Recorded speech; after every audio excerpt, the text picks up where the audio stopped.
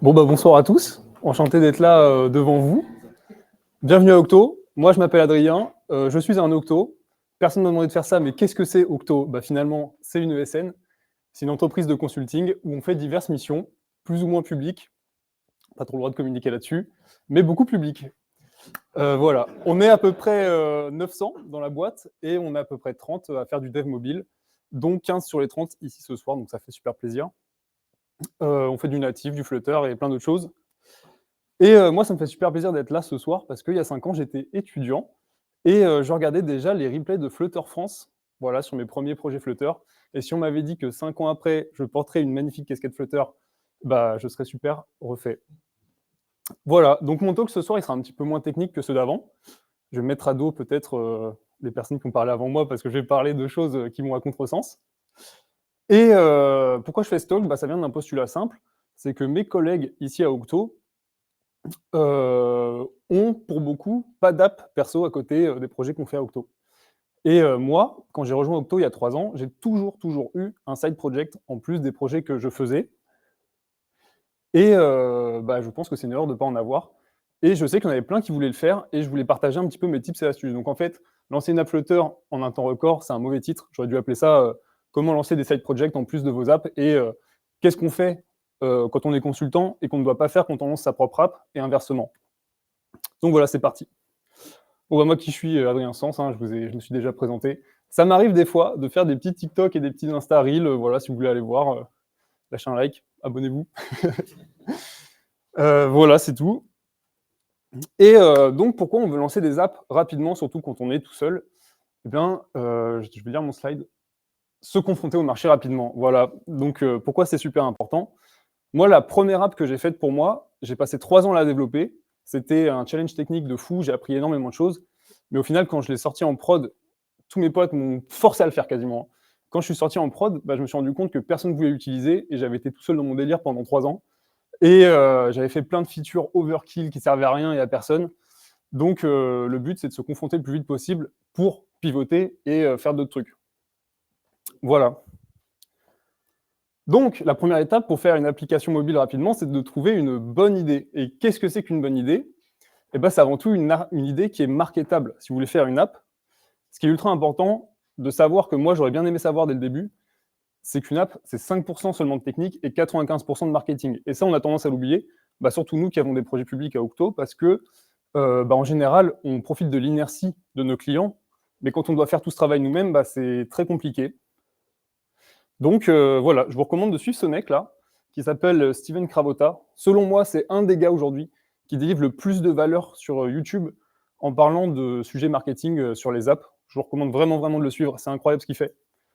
C'est un gars qui a sorti une app qui s'appelle Puff Count, où en gros, c'est juste un tracker d'habitude pour arrêter de puffer, quoi, pour la cigarette électronique. Et c'est ouf parce qu'il a fait une app éclatée au sol, je l'ai installée, je peux vous le dire, et juste il la vendait, et il faisait des vidéos TikTok où il tenait un bocal comme ça, et il lâchait des cigarettes électroniques dedans, et le gars a fait 40 000 $ par mois, comme ça, quoi. Et donc c'est fou, suivez-le. Et donc, comment on trouve une idée? Donc moi, mon processus d'idéation, bah, c'est tout bête. Je parle d'un problème que j'ai moi dans la vie, et donc là, pour cette presse, je vais vous parler d'une app que j'ai faite. C'est pas de la pub, n'installez pas. Ne laissez pas 5 étoiles sur les stores, mais faites-le quand même, s'il vous plaît. Bah, c'est simple, j'avais un problème, c'est que j'utilise un peu Insta et TikTok, et même maintenant j'utilise YouTube Short. Voilà. Quand je lance un build sur mon Mac et que ça dure plus d'1 minute, je regarde des petits shorts pendant ce temps. Et pour pas rendre mon scroll inutile, bah, j'aime bien sauvegarder du contenu, parfois quand je vois des choses intéressantes. Mais le problème, c'est que chacune de ces apps-là a une fonctionnalité de sauvegarde. Et bah, quand je sauvegarde un truc sur 3 apps différentes, je ne sais plus où le retrouver. Et deuxième problème, c'est que quand j'ai sauvegardé un truc et je reviens 1 mois après, j'ai aucune idée de pourquoi je l'ai sauvegardé. Voilà, l'inspiration est partie. Donc, j'ai voulu faire une app qui résout ce problème, qui centralise un petit peu tout ce que je sauvegarde en utilisant la fonctionnalité de partage native des téléphones et d'ajouter des notes. Voilà, c'est juste ça l'appli. Et c'est ça qui va illustrer le talk. Donc la deuxième étape, une fois qu'on a l'idée, c'est de s'inspirer. Le Flutter arrive après, hein, ça va venir. Moi, ce que j'aime bien faire, c'est un mood board. Donc je prends toutes les inspirations que j'ai et qui me plaisent, et je les mets comme ça sur un Figma. Et ça m'aide à trouver des inspirations. Voilà, je vais passer 35 ans dessus. Je vous recommande vraiment de suivre ces 2 comptes-là sur X, c'est des comptes qui publient des app screens. Donc, vous savez, les screens sur les stores. Et c'est une source d'inspiration de fou. Voilà, j'adore ce qu'ils font. C'est bon la photo, hop. Troisième étape, maqueter. Et oui, ça peut paraître évident quand on travaille tous les jours avec des designers, mais même nous, quand on fait des applications pour nous, maqueter, ça permet de gagner énormément de temps, mais faut pas overkill le truc, parce que sinon, vous allez perdre trop de temps. Faites pas des design systems de fou. Nous, ce qu'on veut, c'est juste avoir un truc propre qu'on pourra ensuite réutiliser à la fin, dans 10 slides, là, sur les app screens dont je vous parlais juste avant. Enfin, moi, quand je lance un projet Flutter, je commence toujours par faire des trucs. Ça peut paraître tout bête, mais je commence toujours par ça. Je change l'app ID, parce que si vous ne faites pas dès le début, bah après, vous allez le regretter, surtout si vous initialisez des services comme Firebase, etc. Si vous n'avez pas mis l'app ID dès le début, bah, c'est un peu dommage. Il y a un deuxième truc que je fais dais le début, parce que j'adore faire ça, et je trouve que c'est une super bonne façon de s'approprier le projet, c'est de changer l'icône et le splash screen dès le début. Voilà, bon, bah, moi, je fais comme ça. J'ai toujours les mêmes templates sur Figma que j'utilise, et comme ça, en 20 secondes, j'ai tout. En plus, j'ai fait des scripts, donc mes scripts, je les prends, je les copie-colle d'une app à l'autre. Je vous jure, 20 secondes, j'ai déjà tout ça de près dans mon app, et je vous recommande de faire pareil si vous voulez. Envoyez-moi un message sur LinkedIn, je vous enverrai mes scripts. Voilà. Alors là, c'est le slide à débat. Faites vos choix rapidement. Bon, bah, si vous êtes un peu dans le monde Flutter, vous savez qu'il y a un débat éternel sur le state management. Moi, ce que je recommande, c'est 1. Si vous connaissez du state management, partez sur ce que vous connaissez, essayez pas de refaire la lune. 2, si vous ne connaissez pas de state management, prenez-en un au pif sur les plus connus, genre Block ou Riverpod, et tenez-vous-en. C'est pas grave, ça sert à rien de débattre 5 ans là-dessus. Et 3, si vous êtes un aventurier, partez sur Redux. Voilà, ça c'est le petit choix Octo. Qu'est-ce que c'est que Redux? Personne n'a jamais entendu parler de ça. Nous, on fait ça à Octo. Quand je suis arrivé à Octo, j'étais un kikou bloc. Je jurais que par bloc. Bah, les amis, j'ai changé d'état d'esprit. Maintenant, je suis un kikou Redux. Voilà. Enfin, Firebase ou rien. Quand je suis arrivé à Octo, bah, c'est Rémi qui a dit je crois que partir avec une application mobile, à l'époque c'était en 2022 ou 2023, c'est se tirer une balle dans le pied sans Firebase. Bah, moi, c'est toutes les librairies que j'utilise dans tous mes projets. Là, dans l'application que j'ai faite, j'utilise même pas Firebase Messaging, mais je l'ai importé quand même. Voilà, je vous le dis. C'est mon starter pack. Enfin, quelques tips que moi, j'aurais aimé savoir dès le début quand j'ai commencé ma toute première app. Je récupère toujours certaines informations, et même si mon application n'a pas d'authentification. C'est-à-dire que moi, derrière, j'authentifie toujours de façon anonyme mes utilisateurs pour pouvoir récupérer tous ces trucs-là. Je ne sais pas, par exemple, la locale, si vous voulez envoyer une notif, bah, c'est bien de savoir dans quelle langue. La time zone, c'est bien de ne pas l'envoyer à minuit si le mec il dort. Le currency symbol, bah, si vous faites une promo, c'est bien de connaître aussi sa locale. Le last connection date, bah, si vous avez des utilisateurs inactifs, bah, vous serez content de l'avoir stocké dès le jour 1 pour faire des batchs pour nettoyer tout ça. Voilà. Et moi, je mets toujours une porte dérobée dans mes apps. Ça peut paraître tout bête comme ça, mais si on n'y a pas pensé, bah, on peut le regretter. Pourquoi? Et ben en fait, avec remote config, tout simplement, je dis la version minimale de l'app, c'est 1.x.1, ce que vous voulez. Et à chaque fois que je lance l'app, enfin que l'utilisateur lance l'app, je viens vérifier la version que j'ai en remote et la version que j'ai en local. Et si c'est pas la même chose ou que c'est dépassé, je force un écran pour ouvrir les stores. Et ça, c'est tout bête. Mais si vous avez fait des changements cassants sur vos modèles de données et que vous voulez forcer une mise à jour ou qu'il y a un bug, bah ça, on regrette de ne pas l'avoir fait si on ne l'a pas fait dès le début. Voilà les features. Donc là, c'est normalement le moment où tout le monde va s'exclamer. Comment je fais pour développer des features? Là, on parle de 90% du taf finalement. Je vous recommande d'écrire vos règles de sécurité Firebase en premier, parce que ça, vous allez le regretter de fou si vous ne le faites pas dès le début. Vous allez devoir peut-être changer vos modèles de données. Donc, moi, ce que je fais, c'est que je commence en 1. Bon, j'écris un peu mon code en fait. Je cheat, je fais le 2, et ensuite, je demande à ChatGPT d'écrire les règles de sécurité. Et ensuite, bah voilà, je continue. Mon conseil, c'est streamer tout. Streamer tout avec Firebase. C'est incroyable, c'est super puissant. Comme ça, vous ne gérez pas le cycle de vie de vos données. Si vous streamez tout, c'est instantané, ce sera incroyable pour l'utilisateur. Ce ne sera pas très éco-conçu, mais ce sera ultra puissant. Et vous n'allez pas perdre de temps là-dessus. Et, enfin, n'écrivez aucun test, sauf si écrire un test vous fera gagner du temps sur un algorithme un petit peu complexe. S'il y a beaucoup de cas à tester, bah, là, ça vaut peut-être le coup d'écrire un test. Mais j'aimerais rappeler pourquoi on écrit des tests. Quand on est consultant à Octo, ce qu'on vend à nos clients, c'est de la qualité de code c'est la certitude que leurs services vont tourner 99% du temps. Nous, ce qu'on veut là, c'est atteindre le marché le plus rapidement possible, et les tests ne rapportent pas d'argent. Voilà, tout simplement. Donc, c'est là la première divergence entre ce que je fais la journée dans mon taf et ce que je fais le soir quand j'écris mes apps. Bon, bien sûr, dès que la première version est en ligne, après, j'ajoute de la robustesse et tout, mais si c'est pour tester que mon produit marche ou pas, j'ai pas besoin d'écrire de test. Monétisation by design, ultra important. Si vous lancez une app, je vous invite fortement à ajouter dès le début de la monétisation parce que ça va absolument tout changer. Pour vous raconter, moi, la première fois que j'ai reçu une notif que quelqu'un avait payé, j'avais même pas fait un marketing, c'était le lendemain que mon app était en prod, et j'ai reçu le même boost d'adrénaline que la première fois que j'ai droppé un Dofus sur Dofus. Voilà. Donc, je vous invite vraiment à faire ça. Moi, j'utilise Revenu4. Revenu4, c'est quoi? C'est un service qui fait l'interface entre le Play Store et l'Apple Store, et vous recevez des notifs dans votre téléphone quand les gens s'abonnent. J'en ai reçu une tout à l'heure, c'était incroyable. Voilà, et le paywall basique. Donc là, erreur de débutant, c'est si vous allez sur Internet et vous tapez comment on fait un bon paywall, vous allez tomber sur plein de gens qui vont vous dire « Ah, faut optimiser, faut faire un truc de fou, etc. Faut faire de l'A/B testing. » Bah non, faut sortir en prod, faites un truc ultra simple. Même si c'est dégueulasse, on s'en fiche. Ce qui est important, c'est d'aller plus vite en prod, mais au moins d'avoir un truc de base et vous l'optimiserez après. Voilà. Ne manquez pas des trucs ultra importants qui peuvent vous faire perdre des points sur les stores. Thème clair sombre, il y a des gens, ils voient votre app, si son téléphone est en thème sombre et que c'est en thème clair, ils désinstallent. Les animations, il y a plein de libs de fous qui sont quasiment gratuites à installer. Ça coûte rien en termes de temps. Shimmer, vous connaissez déjà, je ne vais pas l'expliquer, c'est trop compliqué à expliquer. Confetti, c'est simple, quand votre utilisateur fait une action, vous lui bombardez des confettis, la dopamine, elle fait comme ça. Flutter Staging Animations, ça c'est trop bien si vous avez des listes, ça permet d'avoir des animations ultra fluides pour à moindre coût, c'est génial.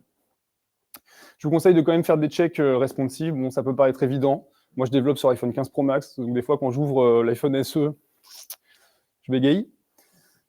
Tracking basique, ouais, ultra important ça par contre, c'est d'avoir un petit peu de tracking, donc avec Firebase Analytics, qui je crois est RGPD un peu friendly.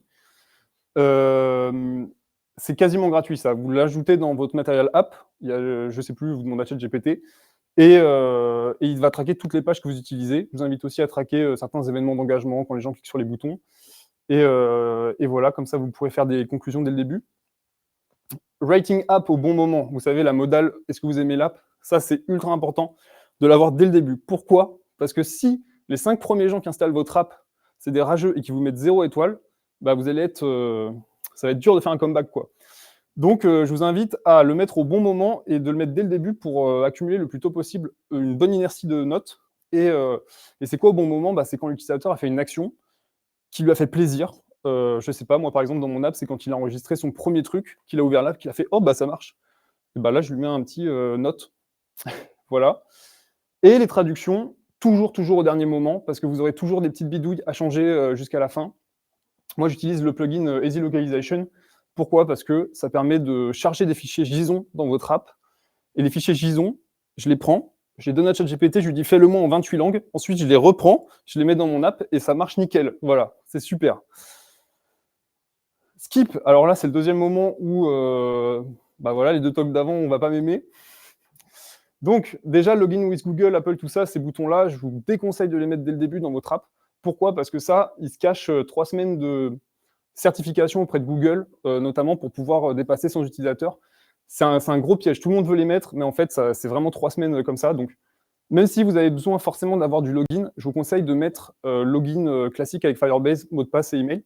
Parce qu'en fait, surtout si vous mettez Google, vous serez obligé de mettre Apple et après, ça n'en finit plus, quoi. L'accessibilité, ça, c'est un choix un peu plus éthique. Ça dépend de comment vous vous sentez avec ça.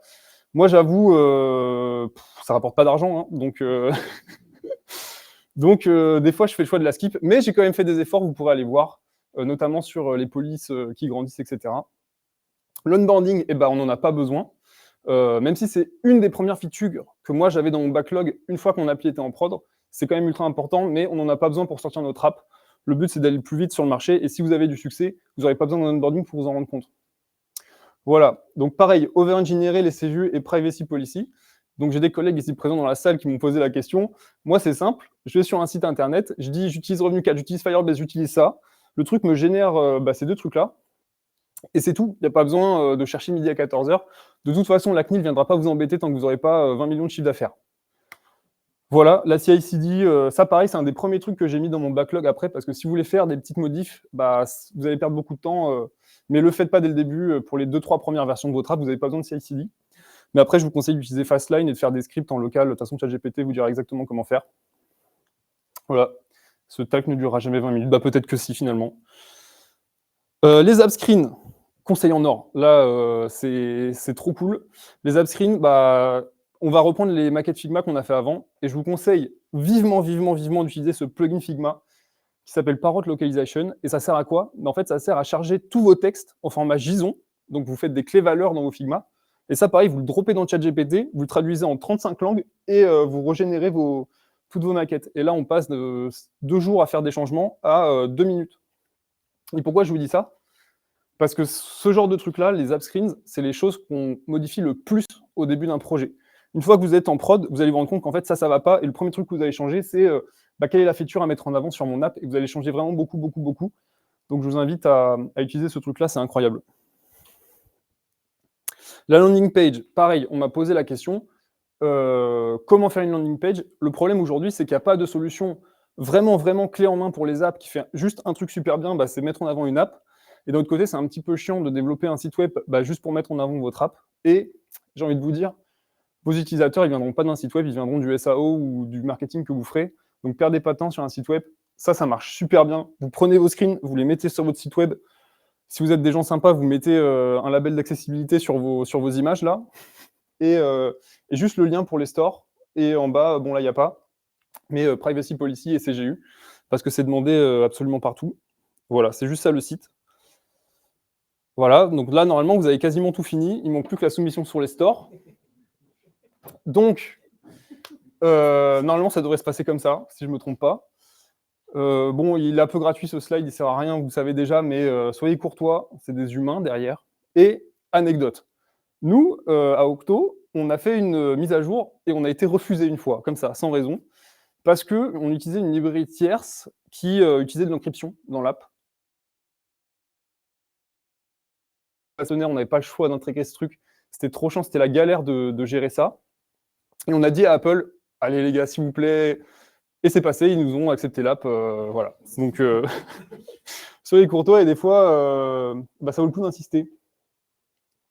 Et voilà, donc maintenant, comment on fait pour avoir nos premiers utilisateurs maintenant qu'on est sur les stores? Moi, je vous conseille de vous inscrire sur tous ces sites-là. Donc, Product Hunt, c'est une plateforme pour lancer des produits. Ça peut être des très gros comme DeepSeek, OpenAI, machin, des gros produits. Mais ça laisse aussi de la place pour les petits, pour les solopreneurs. Et ça, c'est super bien parce que c'est vraiment une trop bonne vitrine. Il y a plein de gens qui vont là-dessus et qui vont essayer votre produit et qui vont même pouvoir l'acheter. Moi, grâce à ces sites-là, la première semaine, j'ai généré 100 € comme ça, juste en postant mon truc. C'était super, c'était génial.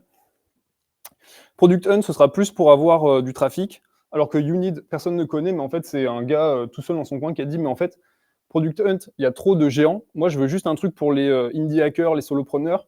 Je vais faire un site juste pour ça. Le gars, il a créé YouNeed, et c'est trop bien parce que c'est vraiment que des gens comme nous qui vont là-dessus, des petites personnes, et c'est vachement bien pour choper le badge. Je ne sais pas si vous avez vu sur mes screen stores, moi j'ai mis un badge Product of the Day, j'ai eu là-dessus. Pourquoi? Parce que j'ai utilisé 15 comptes Google qui ont voté, mon propre compte. Mais on s'en fiche parce que l'utilisateur, de toute façon, lui, il ne fait pas la différence entre Product Hunt, YouNeed. L'important, c'est d'avoir une preuve sociale. Et quand j'ai ajouté la preuve sociale sur mes screen stores, ma conversion, elle a fait plus 20%, donc ça vaut le coup. Je suis sûr que si vous faites votre propre site et que vous dites OK, Product of the Day, selon mon site, ça marche. Voilà, Reddit, il y a plein de channels Reddit, ça dépend de votre niche et de ce que vous faites, mais là, j'ai eu pas mal d'utilisateurs aussi, ça peut être vachement bien. Et votre réseau, moi, par exemple, à Octo, j'ai 900 collaborateurs, quand je sors une app, je leur dis, écoutez, regardez ce que fait votre collègue et tout, et les gens viennent me voter aussi sur ces sites-là, ça mange pas de pain. Voilà, et enfin, la conclusion, si vous avez fait toutes ces étapes-là, que vous avez lancé votre app, vous savez, normalement, si vous avez de l'attraction, si vous avez réussi à faire une vente ou deux, si les gens sont intéressés par votre produit ou pas du tout. Et c'est là qu'il faut faire votre conclusion et pas s'attacher à un produit qui ne marchera pas. Le succès est obvious. Vous le saurez si vous lancez votre app et que tout de suite, vous voyez qu'il y a des gens qui sont prêts à payer, qui vous disent « Ah, c'est trop bien, il faudrait qu'il y ait ça, ça, ça ». Normalement, c'est obvious. Voilà. Merci de m'avoir écouté.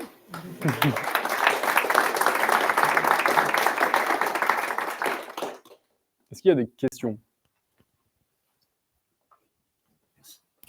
Merci beaucoup, très intéressant. Moi, j'aime bien ta façon de penser sur le fait d'aller Merci. tâter le marché le plus vite possible. Et justement, je suis curieux d'avoir ton retour d'expérience sur l'utilisation de ChatGPT. Jusqu'où tu vas, en fait? Parce qu'effectivement, on dit qu'aujourd'hui, la façon la plus rapide de poker, c'est d'utiliser l'intelligence artificielle. Mais alors, du coup, tu l'utilises jusqu'où? Et est-ce que aussi, tu es arrivé à un moment où tu as envie de basculer? Où tu te dis, bon, bah, ChatGPT m'a généré quelque chose qui, au final, je ne maîtrise pas spécialement. Et après, je veux basculer sur d'autres features, grossir, scaler. Est-ce que tu serais prêt à reprendre tout ça par toi-même ou non? Tu te dis, je vais jusqu'au bout et je continue à utiliser ChatGPT. Ok, alors déjà, je vais devoir clarifier mon utilisation de ChatGPT. Donc moi, ça fait 5 ans que je fais Flutter, donc je maîtrise un petit peu. Et du coup, ChatGPT, moi, je m'en sers que pour deux choses. Soit je sais pas comment faire un truc, soit il peut faire un truc plus vite que moi. Tu vois, par exemple, une petite animation sur un widget, bah, là, ça peut prendre très vite un peu de temps quand on le fait à la main. Alors que c'est tellement simple de lui expliquer ce qu'on veut. C'est lui qui va faire un petit peu la syntaxe du widget, et là, il est vachement bien, vachement fort. Sinon, moi, j'utilise beaucoup Copilot aussi, ça m'aide à gagner énormément de temps. Un peu de génération de code avec Freeze, j'essaie d'aller le plus vite possible. Mais ChatGPT, il m'aide que quand je sais pas faire, en fait. Je lui demande une solution, mais je reste toujours le maître de mon code, en fait. Lui, il me donne le truc, moi, je sais exactement qu'est-ce que je dois prendre dans son truc, l'adapter, et comment m'en servir. Par contre, là où c'est trop fort, là, je l'ai pas présenté dans dans ces slides-là, mais moi, mon app, elle utilise un peu de natif Android et... non, pas du tout Android, juste iOS. Quand on fait un partage, je vous disais que c'est comme ça que fonctionne mon app. Vous savez, vous êtes sur Insta, vous voulez envoyer un truc, vous faites partager, et bah là, ça ouvre une pop-up native, en fait. Bah moi, je bite rien au Swift, et du coup, j'ai demandé à ChatGPT de me faire ça. Et donc, pour ça, c'était vraiment incroyable. Et là, pour le coup, en plus, là, je suis un peu embêté parce que je dois le faire évoluer et je sais pas ce que j'ai écrit. J'ai un peu relu, voilà, mais bon, je pense que, vu la taille de mon projet, ça coûte pas beaucoup plus cher de repartir de zéro et de faire évoluer le truc. Bon, voilà, c'était flou comme réponse. Voilà. Merci beaucoup. Moi, j'ai une petite question sur le lancement de produits. Du coup, tu as présenté différentes plateformes sur lesquelles lancer ton app. Est-ce qu'aujourd'hui, tu utilises peut-être d'autres stratégies? Notamment, tu parlais un peu de TikTok. Est-ce que tu crées du contenu pour tes apps sur TikTok ou tu crées aussi des comptes sur X? Est-ce que tu as d'autres éléments en fait sur le lancement? Ouais. Bah alors là, je t'avoue, je suis toujours en grosse découverte là-dessus. J'ai tenté de faire un peu de marketing organique avec mes apps. Je maîtrise pas tout à fait le sujet. Au début, je faisais mes pubs en anglais, enfin mes TikTok, je les faisais en anglais, mais TikTok me met en avant que sur des personnes qui parlent en français. Donc il a fallu que je m'adapte et je me réadapte. Et là, ça fait que quelques semaines que je fais ça. J'ai aucun TikTok qui a percé pour l'instant, mais je pense que j'ai pu générer déjà au moins 50 € en faisant que des TikTok qui font genre 500, 1000 vues max. Et par contre, c'est trop cool parce que moi, mon application, elle cible les gens qui utilisent ces plateformes-là. Donc les utilisateurs qui regardent ça, ils sont ultra réceptifs, donc c'est super. Je pense que la prochaine étape là-dessus, sur le marketing organique, je vais vraiment créer 20 comptes TikTok. Je vais faire un bot sur un simulateur Android qui va liker tous les posts. À chaque fois que je vais faire un truc, il y a 20 comptes qui vont aller liker 20 trucs et je vais changer de compte comme ça. Je vais programmer un bot, je pense. Et voilà. Et on verra, je vous dirai. Ça marche, merci. Est-ce qu'il y a d'autres questions?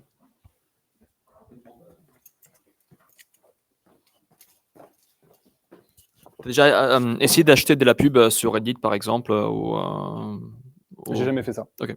Mais sur Reddit, j'en ai pas parlé là non plus. Il existe des outils de fou malade, comme par exemple F5bot. Je sais plus si c'est f5bot.com ou .web. Ça, c'est quoi? C'est un truc de fou. Vous dites, je cherche des mots-clés, genre ananas, et ce truc-là va vous envoyer un mail à chaque fois que quelqu'un va poster ananas sur Reddit. Et du coup, moi, ce que j'ai fait, c'est que sur F5bot, j'ai dit j'ai trop de bookmarks, j'ai trop j'arrive pas à gérer le contenu que j'ai sauvegardé sur TikTok, etc. Et à chaque fois qu'un utilisateur poste un truc sur Reddit qui a ces mots-clés-là, je reçois un mail et du coup, je vais répondre, je fais ouais, au fait, t'as regardé cette application, elle est super bien. Voilà. Est-ce qu'il y a d'autres questions? Bon, bah voilà. Hein.